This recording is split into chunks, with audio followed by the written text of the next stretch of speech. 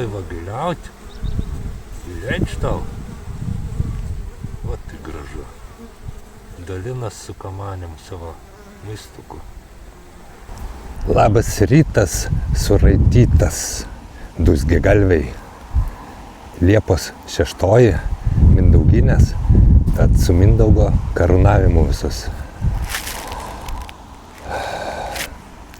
Baisus oras, šalta net apsirengus, tokia va ta liepa, tokia jos pradžia, tokia nemaloni nuojauta, ar nebus ši vasarėlė, tokia kaip pernai ir užpernai, lietus ir vėjas, vėjas ir lietus, ir bitininkavimui toksai savotiškas šnipštas.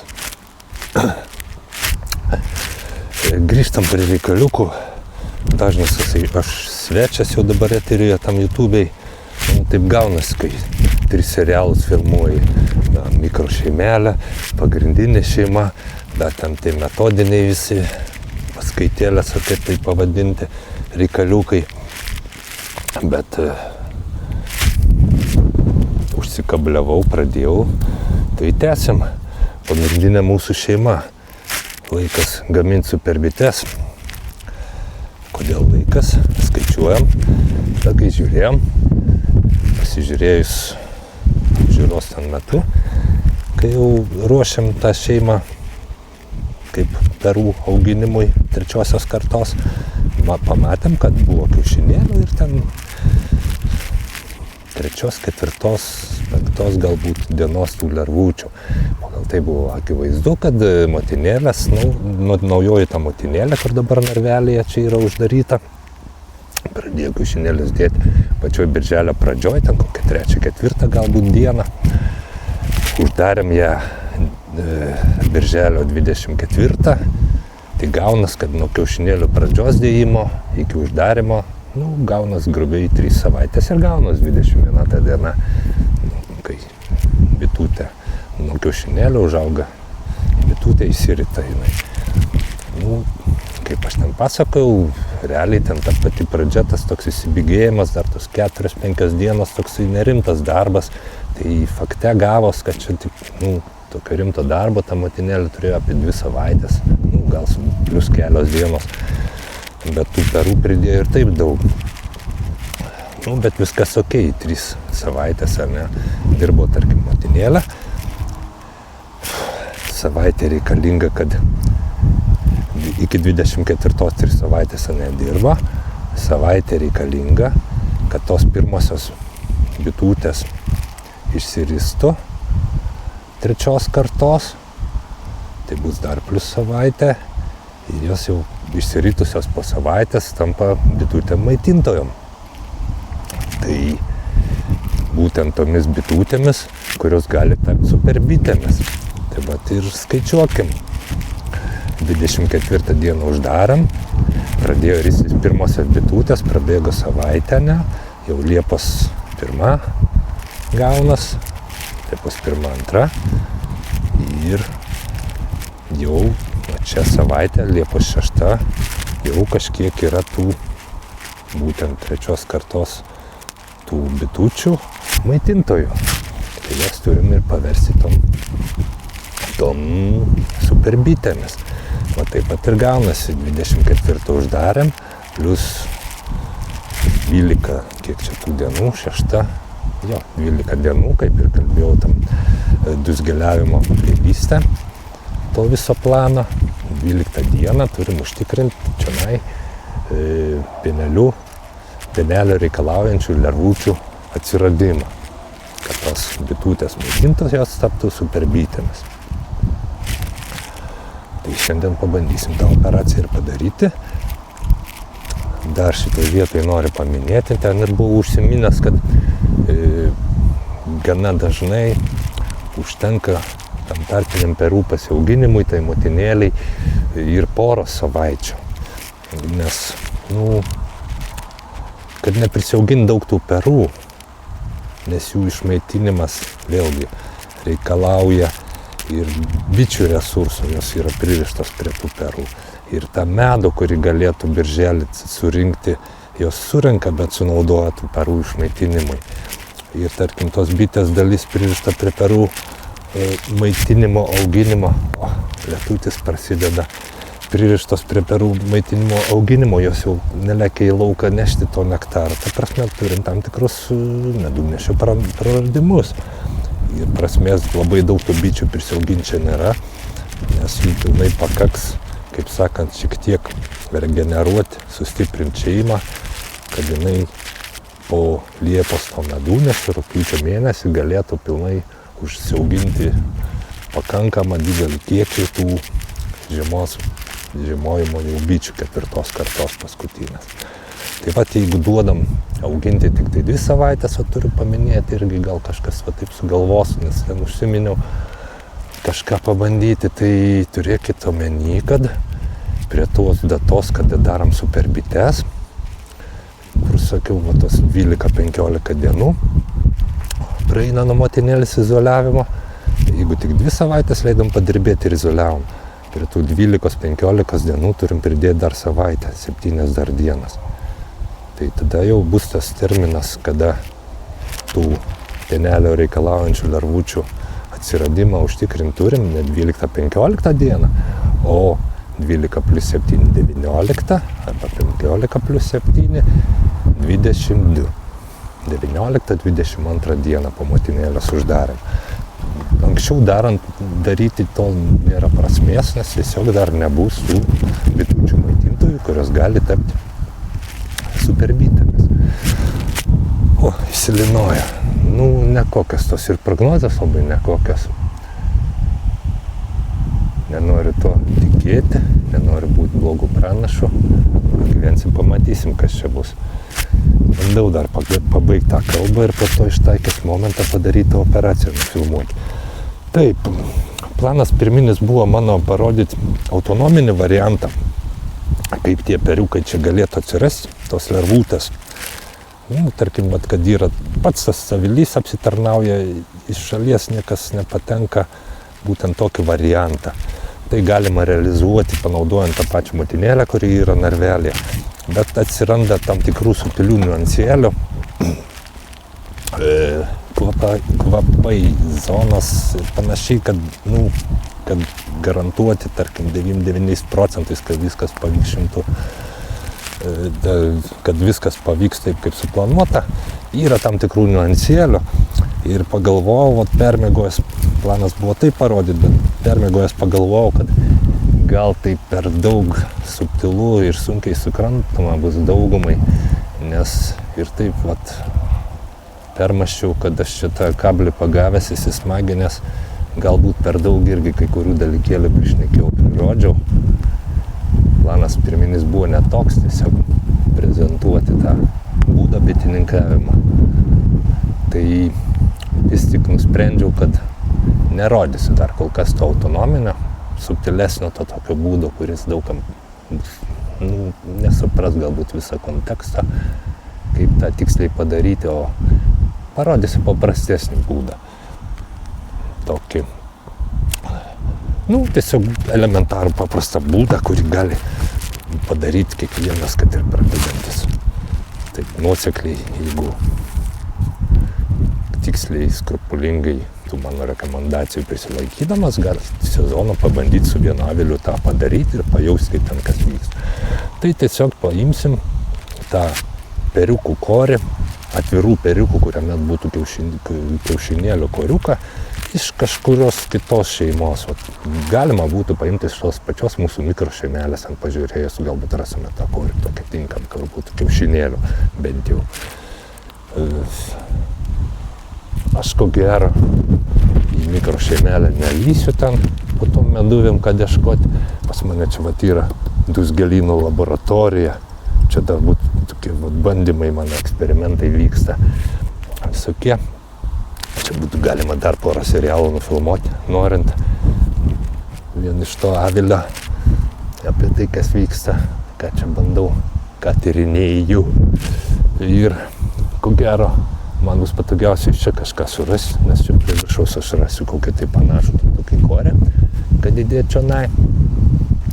Tam paskatinimui tų šio aviliuko jaunų superbičių, tų jaunų bičių maitintojų tapimą superbitėmis. Nu, ta, kur sakau, subtilesnį tą variantą, ten atsiranda jau tokios subtilybės iš tos operos dvimotininių kvapų maišymus ir panašiai, nes turėkim omeny, kad čia yra du aukštukas, šitas ir šitas aukštukas, kurie įsivedinėja naujas motinėlės. Ir dabar jau yra nuo izoliavimo 12 dienų, ane? Tai mes čia nelandžiom, nieko nežiūrėjom, bet žiūrėkim, 12 dienų nuo izoliavimo, kai joms kilo noras, tarkim, jau tą daryti lopšelį. Ir tarkim, jeigu jos pradėjo daryti lopšelį ant lervutės, kuri izoliavimo metu jau buvo, tarkim, 5 dienos. Jis dar tinkama yra, maitinama tik pieneliu, 3-5 dienos, ta lervutė, 5 dienos tos lervutės pradėjo iš karto daryti lopšelį. Čia geros, tarkim, sąlygos, šilta, 5 plus tos 12 dienų, kurios jau praėjo 17. Tai tokia gal ir nedidelė, bet tikimybė yra, kad čia, tarkim, šitam aukštuke, kuris yra netoli nuo to, jau yra išsiritus motinėlė. Tegul jinai ir nevaisinga, bet bičių reakcijos ir tas priėmimas visokių atsiranda rizikų, kas neduoda mums tiesiog, kad įstatysim koriuką, paleisim tą motinėlę, į ten viskas sklandžiai įvyks, tralala, jinai dės tos kiaušinėlius. To gali ir neįvykti, gali kažkaip tos bitės ir nenorėti jas priimti, skriausti, to labiau čia ir bičių yra kalendoriškai vyresnių. Tai tą tokį padarymą autonominį, ten jau yra tam tikrų subtilybių, kad devesti iki to tokio maksimalaus 90% tikimybės, kad viskas įvyks sklandžiai. Dėl to aš tai pergalvojęs ir nusprendžiau tų subtilybių nerodyti kol kas, nes tai bus per daug informacijos tai kažkiek platesniai YouTube auditorijai, pirmai pažinčiai, manau. Nes nenoriu per daug užpankuoti. Suriukas. Taip, tokie reikaliukai. Nu, vėl biškiuką aprimo. Bandau taikyti momentuką ir staigiai tą nufilmuoti koriuko įdėjimą. Pažiūrėti, kaip šitą motinėlę laikos tam narvelį. Tokį trumpą filmuliuką. Nes tą operaciją reikia būtinai atlikti. Kitaip, prasmės nelieka. Tame visame reikale, kurį rodom. Okei, einam. Tiesa, bet iš priemonių tai yra tik tai papildomas aukštukas. Ja. Keliaujam. Pabandom žilderėt mes čionai.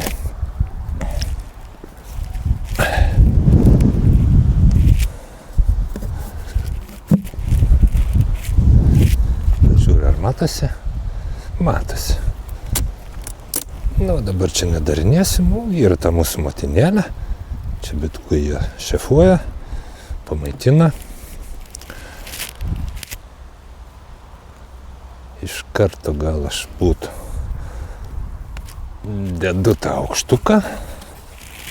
Čionais. Bjaurus oras, labai nesinori stresintų bitukų. Va, dedu aukštuką.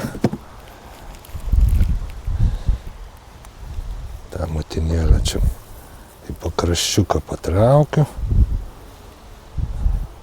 kad būtų vietos man, kur tą kuriuką įdėti, privaškavusios biškį.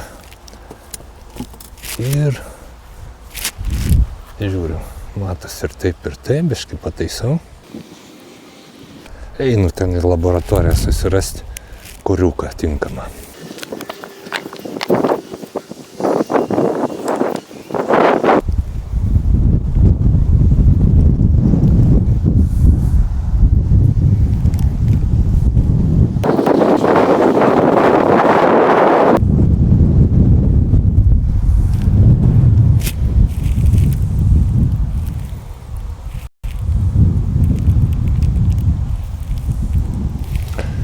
Radau labai tinkamą kuriuką, yra čia ir kiaušinėlių, šiek tiek lervučių, čia jaunos bitutės, aš jų nevoksiu, paliksiu tenai, kur buvo, biškutis ir maistuko yra. Nu, ne esmė, svarbu man, kad yra kiaušinėlių, matau.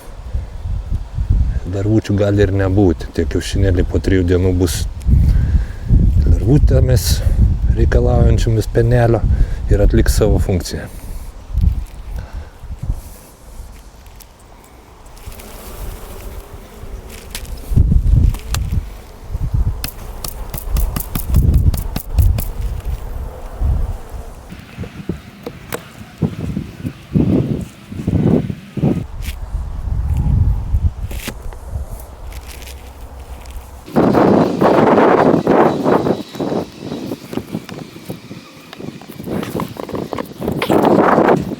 Taip, čia viskas matosi. Super paprasta operacija. Dedu va čia ties ton narveliu motinėlės. Ta koriuką. Nededu net jokių dengiamųjų. Nes čia šilta, problemų nėra. Viskas to operacija atlikta. Na, o tokių koriukų paprastai bitinėliuose, kad ir nedidelėliuose visą laiką būna kažkokių šeimelių silpnukų, kuriuom reikia pagalbos, iš kurių galima paimti, ne. Tuo labiau, tarkim, jeigu kažkas sugalvos kitais metais pabandyti šitą mano variantą, tai bandykit pradžiai su viena šeima. Reikia tą pajausti, praeiti, kad turėti kažkokį supratimą. Tai tam bandymui tik su viena šeima. Kitas bus įprastas, irgi rasit periukų, kad pasižiūrėti. O aš savo ruoštų. Vėliau, gal kitais metais, galbūt žiemą, kažką daugiau dar papasakosiu. Dar kažkiek pabangosiu ir tų tokių ekstravagantiškų sąlyginai dalykų, papasakojimų ir parodymų pasiliksiu ateičiai, kur jau subtilesni kažkiek reikalai. Nes taip, manau, tai bus teisingiausia, nes kažkokiem tokiem naujiem dalykam labiau linkę ryžtis yra pradedantieji, o turint omeny, kad pradedančių ir įgūdžiai, ir žinios, ir pajautimas yra nepakankami dar, tai bus saugiau tiesiog nerodyti kažkokių tokių. Ne visai tinka tas žodis, bet bus suprantamas mandryščių. Toks žodis bus suprantamas daugumai, savotiškai teisingai suprastas. Nors nelaikau to mandrystėmis tiesiog, kai žinai, tai nėra jokios mandrystės, o elementarūs dalykai. Bet tų tokių mandrysčių pradžiai bus aiškiau, mažiau sujauks smegenis ir suprantamiau bus. Ir tuo pačiu būsiu atlikęs tą funkciją susiplanuota, kad parodyt būtent tą technologiją, kaip jin veikia ir kas kada ir kaip ir prie ko daugmaž. Ir kokie tie rezultatai iš to būna. Tai tiek. Kol kas uždarau dangtį. Šičia baigiam šiam momentui. Šiandien yra pirmadienis. Tai turėkim omeny po savaitės, tas bus ateinantį šį šeštadienį, sekmadienį, nelygu kaip oras. Čiunai reiks ateiti, tą koriuką išimti, sugrąžinsiu ten, iš kur paėmiau. Aš jį tiesiog gali būti čia lopšelio atsiradę, nulaužysiu juos ir grąžinsiu, kaip jau ir buvau rodyti. Tai bus antra dalis tos operacijos, trumpą filmuką vėlgi nusuksiu, įdėsiu, kad būtų playliste, nuseklumas ir viskas. Skrisk mažutė iš čia, skrisk. Gerai, uždaram, baigiam.